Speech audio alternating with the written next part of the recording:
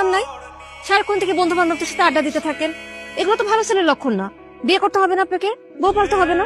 এই মেয়েটা কে? ঝড়ের গতিতে সব কিছু বলে গেল। আমি তো এবারে চিনি না। এই মেয়েটা কে? চিনিস না মানে? এই সারা এলাকার লোকজন জানে এই মেয়েটা তোরে পছন্দ করে, আর তুই বলছিস যে চিনি না। আচ্ছা, এভাবে আর কতদিন ডুবে ডুবে জল খাবি বলতো? আর একটু সময় দে না আমাকে। তোর এইভাবে সময় নিতে নিতে দেখবি তোর জায়গা অন্যজন নিয়ে গেছে। তার থেকে সময় থাকতে থাকতে এখনই মনের কথাটা বলে দে। আমি তো আমার মনের মানুষকে প্রতিদিন আমার মনের কথা বলি। কি আপু, তোকে আজকালকে একটু অন্যরকম লাগতেছে। তুই কি আবার নতুন প্রেমে টেমে পড়লি নাকি? তুই না অনেক পেকে গেছিস। যা পড়তে যা। শোন, আজকে কিন্তু তোকে চিঠিটা দিতেই হবে, কোনোভাবেই মিস করা যাবে না।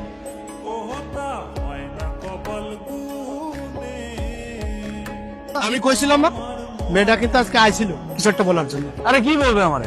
এই দিক দিয়ে হয়তো যাচ্ছিল, অট্টকল দেখার আগে নেই। আমি শিওর, শুধু শিওর না, অভার শিওর ওই মেয়ে তোকে কিছু বলতে আসছে। কোনো মেয়ে আছে নাকি তোর পছন্দের?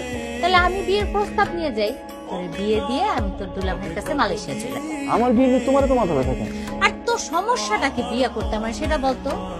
দেখো, আমি যখন সময় হবে তখন আমি ঠিকই বিয়ে করবো। তোমার তো টেনশন করা লাগবে না।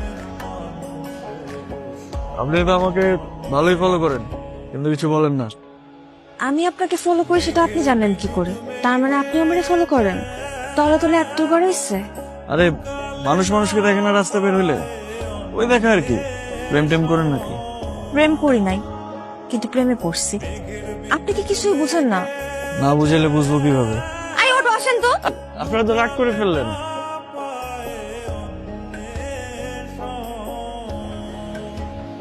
মামা, আপনি না বললেন জেরিন লেখাপড়া নিয়ে ব্যস্ত, এখন বিয়ে দিবেন না। কিন্তু জেরিন কোথায় লেখাপড়া করে এটা কি আপনি জানেন? এটা কেমন প্রশ্ন রবি? একটা ছেলের সাথে বিভিন্ন জায়গায় ঘুরে বেড়ায়। জেরিনের মা, জেরিনকে নিয়ে এদিকে আসো। আজ থেকে ওর বাইরে যাওয়া নিষেধ। কলেজের নাম করে কোথায় যায় কোনো খোঁজ খবর রাখো? কি করছো?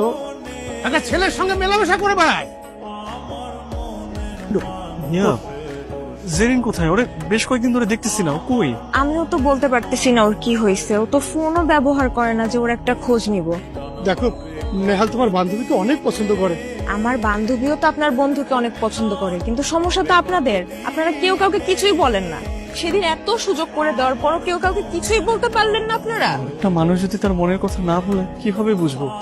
আমার ভুল হয়েছে, আমি মানে আমার ভুল হয়েছে, কিন্তু আমি আর ভুল করবো না। আমি ওকে সরাসরি বিয়ের প্রস্তাব দিব। দরকার হলে আমার বোনকে ওর বাসায় পাঠাবো, আর না হলে তুমি ওকে প্লিজ আমার সামনে একটু এনে দাও। আমি প্রয়োজন ওকে নিয়ে পালিয়ে যাব। প্লিজ কালকে ওকে আমার সামনে আনার একটু ব্যবস্থা করো। আমাদের ভালোবাসাটা শুরু হওয়ার আগে যেন শেষটা হয়ে যায়। কি এত জরুরি দরকার? তুই জানিস না কি হয়েছে? নেহাল ভাইয়া তো তোকে অনেক পছন্দ করে। এখন আর পছন্দ করে কি হবে? বাসা থেকে তো বাইরে হতে পারবো না। এখন কি হবে মানে?